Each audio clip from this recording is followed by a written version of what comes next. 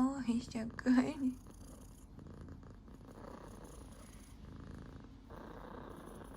She hadn't had any adoption inquiries in over 6 months at the rescue.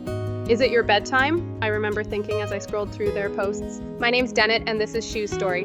I'm based in Bucharest, and one day I stumbled across a post about Shu. She's 8 years old, found on the streets in terrible condition.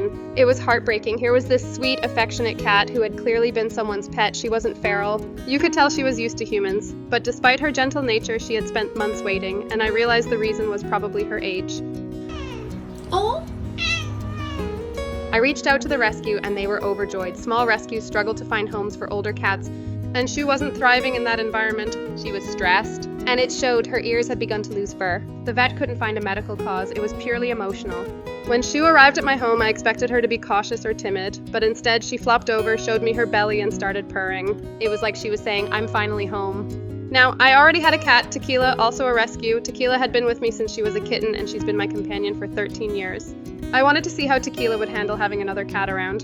The introduction didn't go smoothly. The moment Tequila saw Shu, she jumped up to the highest shelf she could find and hissed down at her. I'll admit, I was worried. Tequila had always been territorial. She didn't like sharing her space, and her reaction wasn't a surprise, but it was still disheartening. Shu, on the other hand, never retaliated. She just seemed sad. She wanted to be friends. I could see it in the way she moved around the house. When I wasn't looking, she'd inch closer to where Tequila was lounging, trying to share the same space without disturbing her. One day, I found Shu curled under the sofa where Tequila was sleeping. It was like she was saying, "I'm not in your way, but can I be close to you?" She'd choose these odd sleeping spots, not because they were comfortable, but because they gave her a view of the bed where Tequila usually slept. Despite the initial tension, Shu's gentle persistence slowly started to pay off. I'd catch Tequila glancing at Shu when she thought I wasn't looking, and sometimes she'd even settle a little closer than before. And Shu, she's a talker. She meows when she wants attention, when she's content, and even in her sleep. Sometimes I'll hear her let out a soft meow while she's dreaming. I'll joke, "How are you still meowing while asleep?" She's expressive and communicative, almost like she's trying to have a conversation with me. When I sit on the couch, she'll meow, asking permission to climb onto my lap. It's as if she wants to be sure she's welcome. And when I'm away, she'll tuck herself under Tequila's usual spots, as if borrowing her sister's presence for comfort. But I've noticed that Shu has a lot of resilience. Even after all she's been through, she's still hopeful, still trying. That spirit is part of what makes her so special. I'm fostering Shu for now because I need to make sure it's the right fit for Tequila. She's my family, and I owe it to her to make the transition as smooth as possible. 13 years together creates a deep bond, and I don't want to jeopardize that. But I can see that Shu wants to belong. She wants to be part of this family, and part of me already knows that I want to adopt her. I just have to be certain it's what's best for everyone. Shu.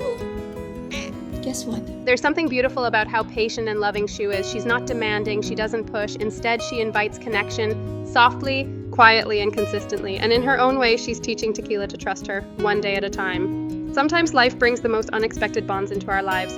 Shu may not have had anyone for a long time, but she never gave up. And in her quiet resilience, she found me. Now I'm hoping she's found her forever home.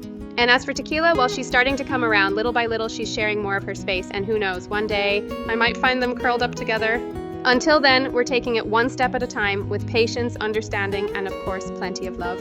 Thank you so much for joining us on this incredible rescue journey. If you're an animal lover, don't forget to check out more heartwarming rescue stories on this channel. Each story is a testament to the power of compassion and the difference we can make together. Be sure to like, share, and subscribe to stay updated on more inspiring tales. See you next time.